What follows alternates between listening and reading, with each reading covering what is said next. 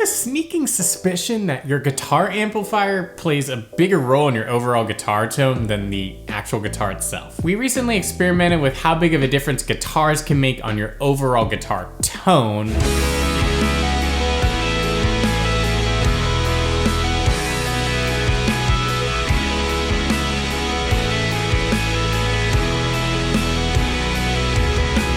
While the jury might still be out on which guitar sounds the best, or maybe not since so many of you seem to love the Strat, I personally found the differences to be pretty small. In fact, a lot more subtle than I really expected them to be. Which is why I want to try the experiment again, but this time I'm going to substitute the amp.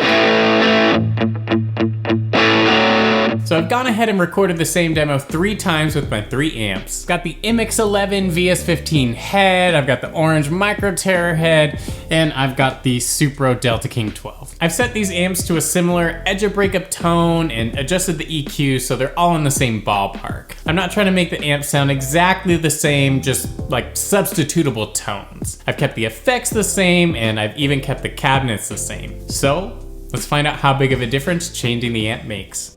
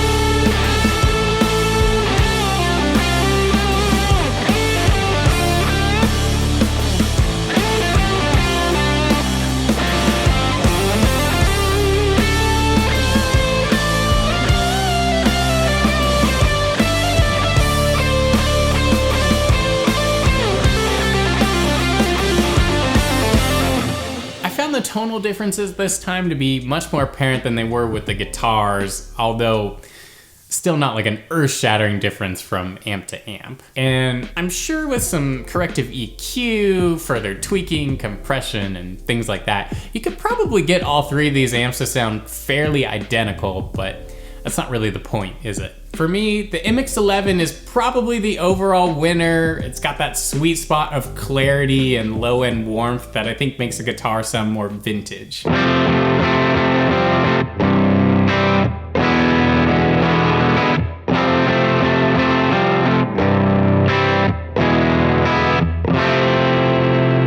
It sounds awesome with effects, and it's super fun to play on.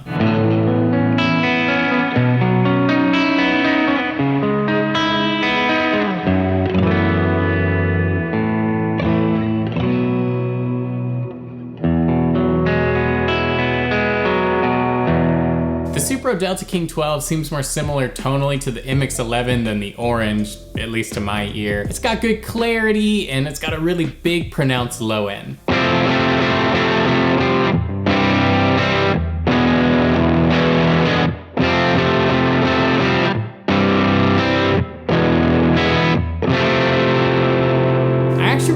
the big low end on this amp. I think it gives it a more retro feel. It's almost sludgy or swampy. It's a pretty cool amp.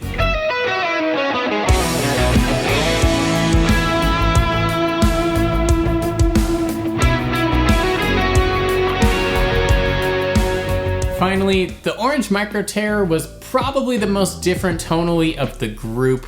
I didn't love how it interacted with the fuzz, but I'm sure if I adjusted the settings on the amp or the fuzz itself, we could have gotten it to sound great. And for being a high gain amp, I thought the edge of breakup tone we got from it was actually pretty solid.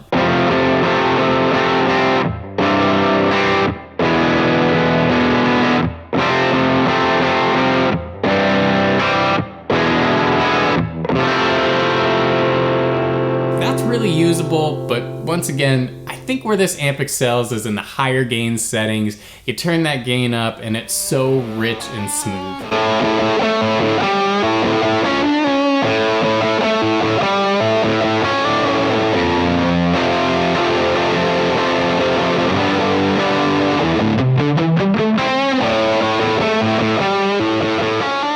Now, while the differences amp to amp might be fairly subtle in context, I kind of think if you were to take different takes of each of the amps, combine them together, you would notice the differences more and you would probably feel it more in the mix. I'm guessing by doing so, the mix is gonna get wider and more texturally exciting. So to test that theory out, I've done just that. I've taken takes from different segments of the recordings, put them together. Check it out.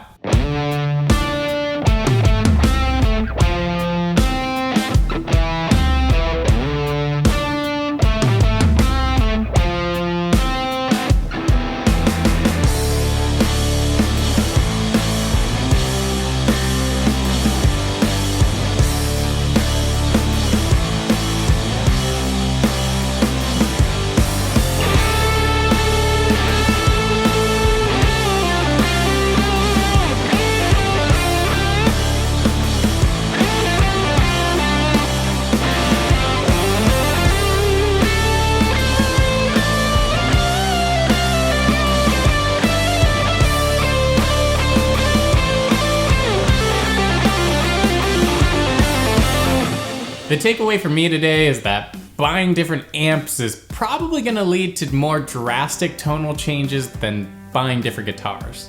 But it's just not as fun, is it? Do you think different amps made a huge difference to the overall tone, or were the differences more subtle than you thought they would be? Let me know in the comments below. I've also got a video doing virtually the same experiment, but substituting the guitar on this channel if you want to check that out. If you enjoyed the video today, be sure to leave a like on it and subscribe to the channel if you're new, and I'll catch you next time.